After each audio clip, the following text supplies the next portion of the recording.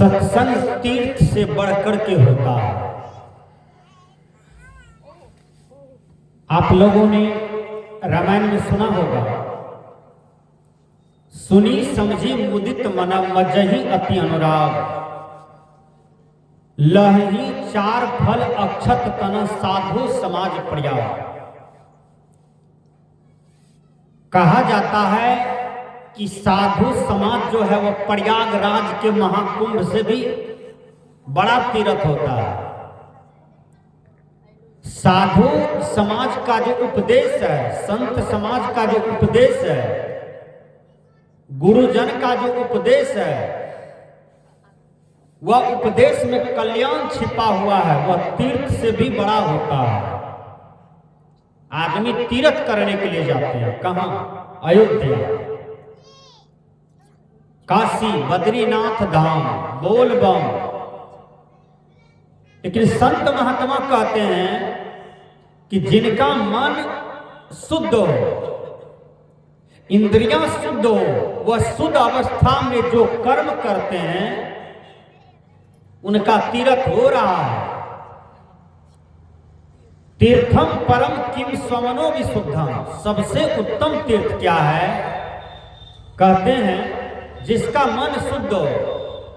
हम मंदिर पूजा करने के लिए जाते हैं, अब पूजा करके आते हैं तो गोतनी के बेटी को गाली देते हैं, गोतनी को गाली देते हैं, भैंसुर को गाली देते हैं, बोलिए, ससुर को मारते हैं, सास को पीटते हैं। अब मंदिर में 1 घंटा पूजा करते हैं, क्या फायदा? जिसके दिल में दया का खजाना नहीं, जिसके दिल में दया का खजाना नहीं, उसको राम नाम लेने से क्या फायदा? यदि हम परिवार के लोगों को सेवा नहीं किए, उस पर दया नहीं किए, तो फिर हमको राम का नाम लेने से क्या फायदा? राम का नाम तो रेडियो में भी चल रहा है, तो रेडियो को मुक्ति कहां मिलता है? राम का नाम टीवी भी लेता है, मोबाइल भी लेता है, तो उसको मुक्ति गति कहां मिलता है? राम का नाम सुग्गा भी लेते हैं, तो उसको मुक्ति गति कहां मिलता है? तो सत्संग सबसे बड़ा तीर्थ है। जो इस तीर्थ में नहा लिया, जो सत्संग में आया, संत महापुरुषों की वाणियों को सुना, वह ये इस तीर्थ में स्नान कर लिया, उसका समझिए धरती पर सबसे बड़ा तपस्या हो गया। सत्संग सुनना, सत्संग करना सबसे बड़ा तीर्थ है। इसलिए कहा है बड़े भाग पायो सत्संगा, वह मनुष्य का भाग जगा हुआ है, उसको सत्संग की प्राप्ति हो गई। वह मनुष्य का भाग फूटा हुआ है जिन्होंने जीवन भर साधु महात्मा का निंदा किया, शिकायत किया, साधु महात्मा से बीझते रहा, केवल बुराई को ढूंढते रहा, जीवन में न तो कभी अच्छाई किया, न तो कभी अच्छा दृष्टि से किसी को देखा, न तो कभी अपने मुख से अच्छी बात को बोला है। विचार कीजिए, संत कहते हैं कि जेकर बोली खराब वकर होनी खराब। जिस आदमी का बोली वचन खराब होता है, उसका होनी खराब हो जाता है। अभी देखिए, द्वापर में महाभारत हुआ, महाभारत नहीं होता, लेकिन बोली खराब हुआ केवल द्रौपदी का, पूरे परिवार ठीक चल रहा था।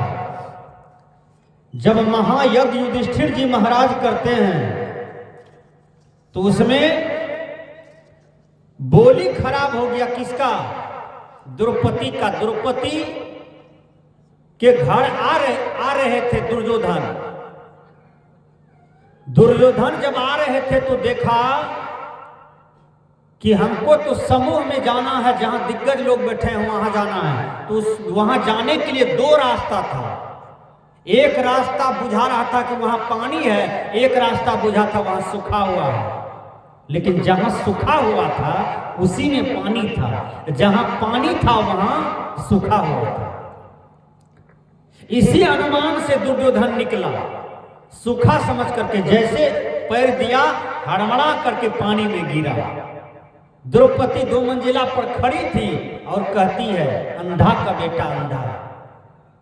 देखिए, धृतराष्ट्र तो अंधा था, धृतराष्ट्र का बेटा दुर्योधन केवल बोली खराब बोलती है द्रौपदी। परिणाम क्या हुआ? दुर्योधन को क्रोध हुआ कि बदला लेंगे, और मामा जी को बता दिए, शकुनी भांज खेलना शुरू कर दिया। युधिष्ठिर महाराज को पटियाते पटियाते पटियाते जुआ शतरंज में सब चीज छीन लिया, जीत लिया। लास्ट में द्रौपदी को भी जीत करके द्रौपदी को बोला कि जाओ अब तुम जो मन सो करो। बीच सभा में द्रौपदी को बाल खींच करके, साड़ी खींच करके लाया और नग्न करके अपना जंघा पर बैठाना चाहता है। तब तक में द्रौपदी का पुण्य कर्म द्रौपदी को साथ देता है। द्रौपदी एक साधु को कपड़ा दान किया था, जैसे भला लोग, बढ़िया लोग कंबल दान करते हैं ठंडी में, जैकेटें दान कर दिया। किसी गरीब को बढ़िया बढ़िया चीज दान कर दिया। कोई बढ़िया आदमी, आध्यात्मिक आदमी, साधु महात्मा को बुला करके सत्संग करा लिया, भंडारा करा दिया। साल भर कमाया तो कुछ एक दिन पुण्य भी कर लिया। ये गृहस्थ आश्रम का धर्म बनता है। नवधा भक्ति भगवान राम ने उपदेश किए हैं, 10वां अंश गुरु को दीजिए, जीवन जन्म सफल कर लीजिए। 10वां अंश जो है वो किसी गृहस्थ का नहीं है, वो गुरु के लिए होता है, साधु महात्मा के लिए होता है। इसलिए आप सत्संग में 10 का दान कर देते हैं, 100 रुपया चंदा दे देते हैं, 5 किलो चावल दे देते हैं। दान हर आदमी को करना चाहिए। दान कर्म मरने के बाद साथ देता है और जीते जी भी साथ देता है। मैंने कहा कि सत्संग सबसे बड़ा तीर्थ है, इसलिए सत्संग में बिन बुलाए आना चाहिए।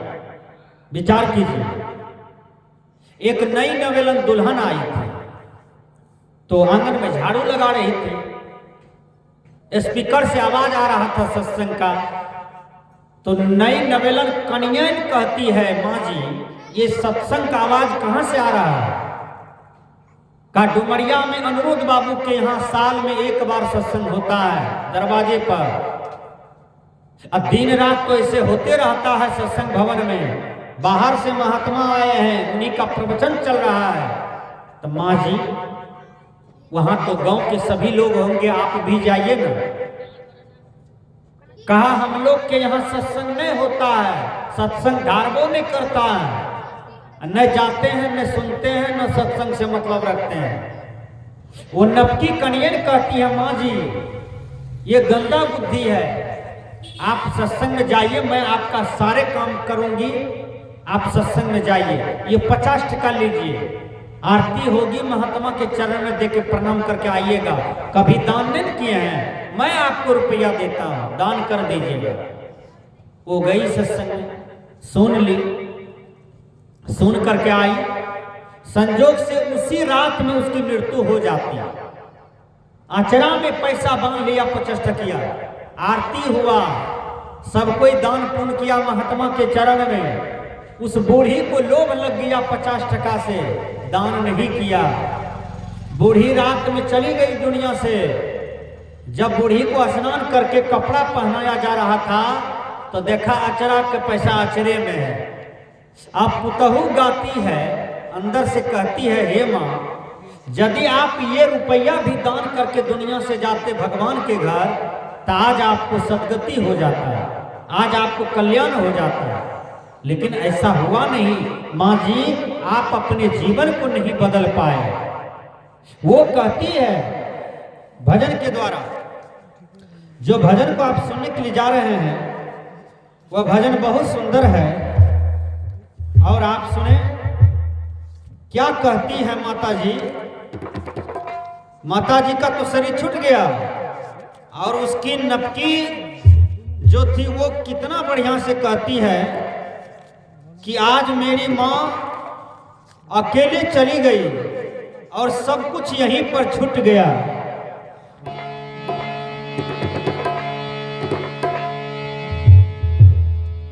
काहे ना रंगायो गोरी,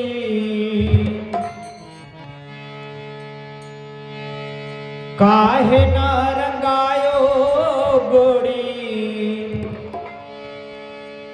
पांच रंग माह चुंदरी। देखिएगा, नवकी कन्या जब ससुराल जाती है ना तो सारे गहना पहनती है। अब मन नहीं मानती है तो दोनों ठोड़ में इतना लिपस्टिक लगाती है कि बुझाती है कि दुल्हन आज कहीं जाने वाली है।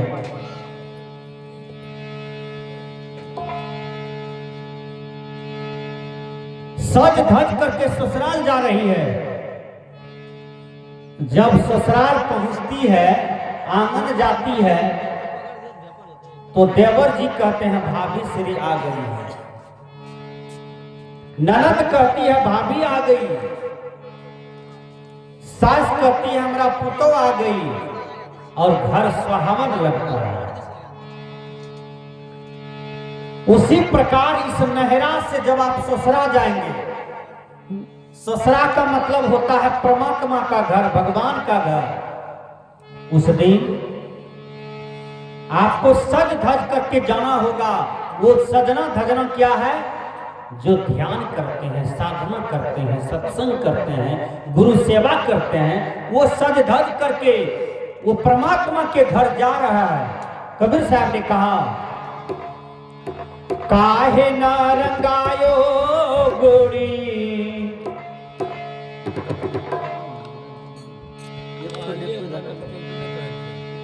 काहे ना रंगायो गोरी, पांच रंग माह चुंदरी, पांच रंग माह चुंदरी, काहे न रंगायो गोरी, पांच रंग माह चुंदरी, काहे न रंगायो गोरी।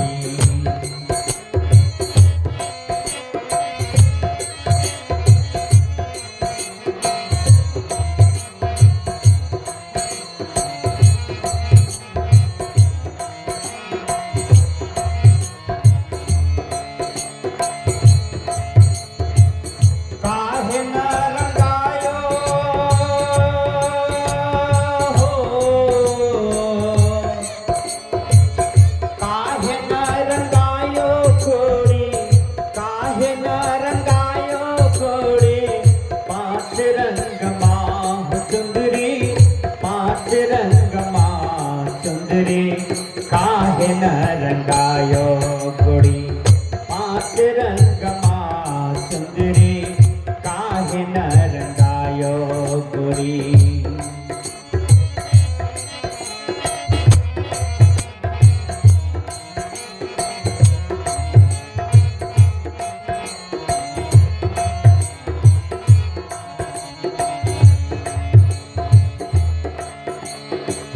है चुंदरी तो है सद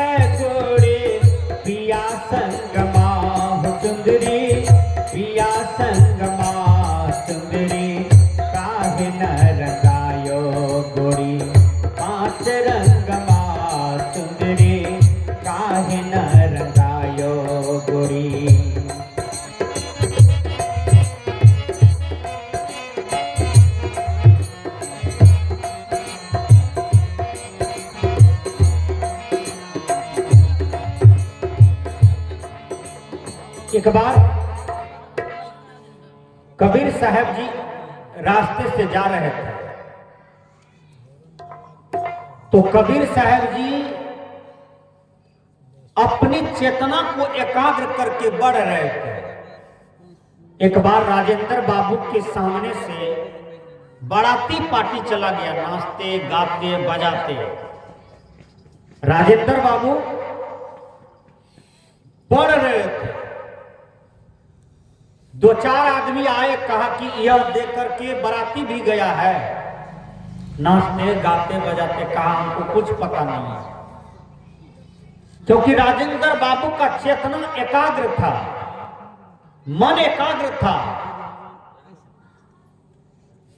जो ध्यान में बैठते हैं ना, तो उसका मन देखिएगा फारबिसगंज मार्केट चला जाता है ध्यान में बैठा, मन मार्केट में है।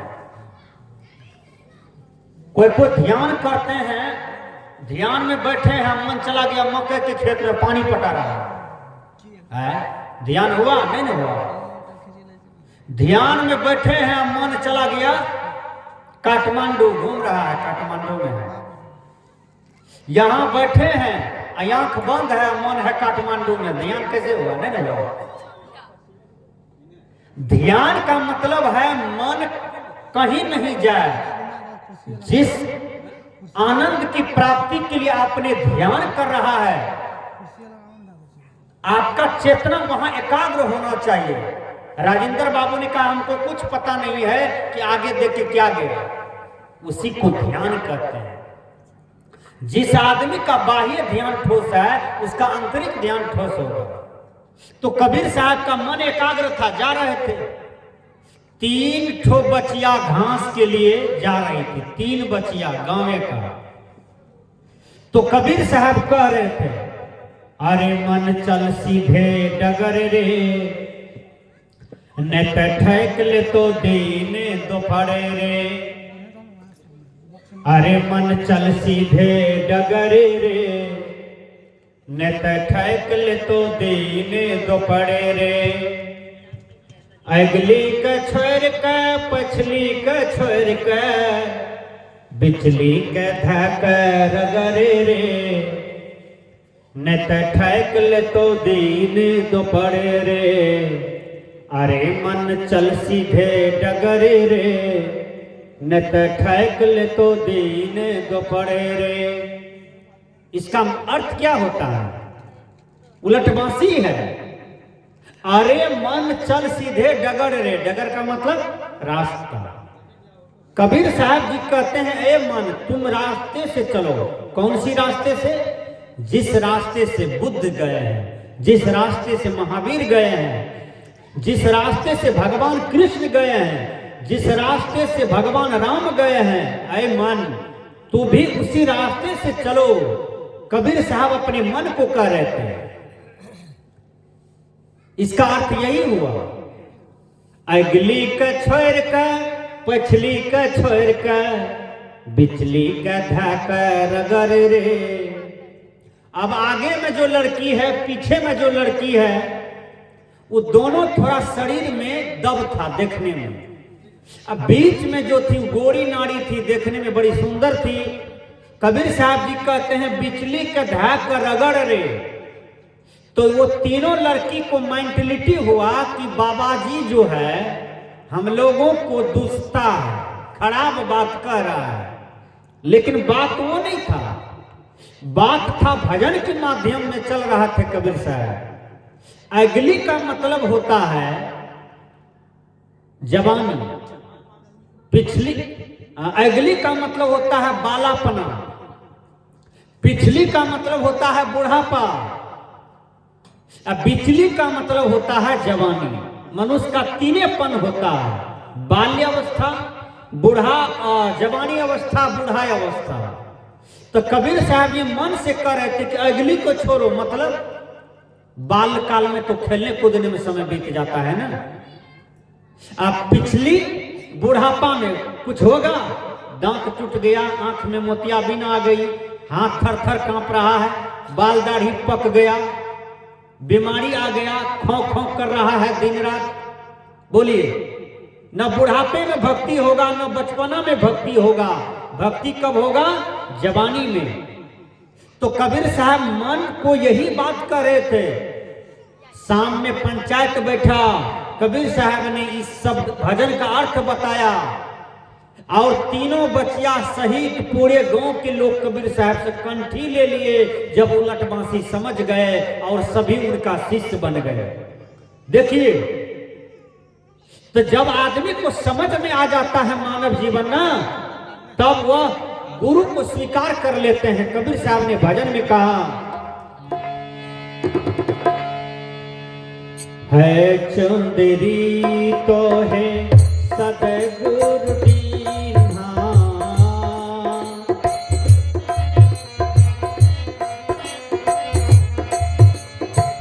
है चुंदरी तो है सदगुरु दीन्हा, पहिरी और है के मैल दीन्हा,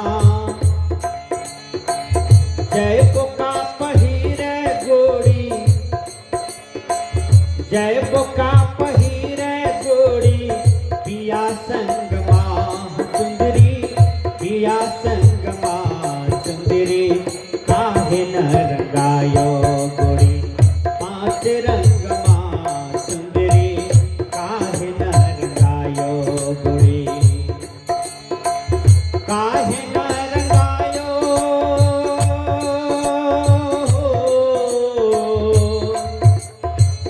काहे न रंगायो गोरी, काहे न रंगायो गोरी, पांच रंग माह चुंदरी, पांच रंग माह चुंदरी, काहे न रंगायो गोरी, पांच रंग माह चुंदरी, काहे न रंगायो गोरी।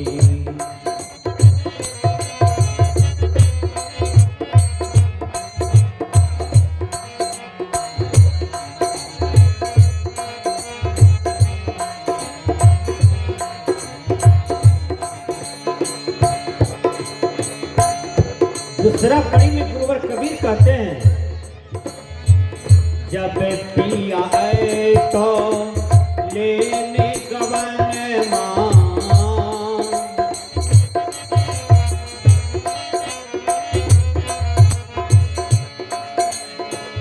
जब पिया आए तो लेने गवन मां, एक कोन चल तो तोरे बहन मां, तोरे बहन मां, तोरे बहन मां, दाग दिखी है तोरे हो,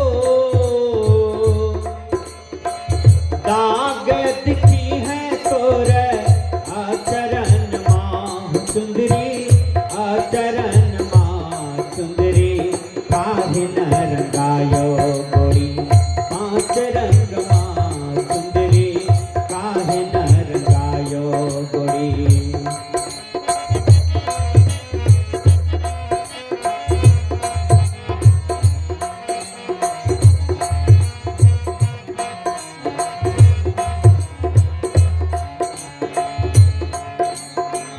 अंतिम कड़ी है,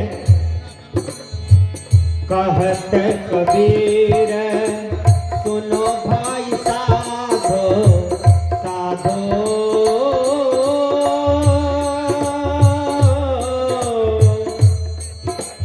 हे साधो,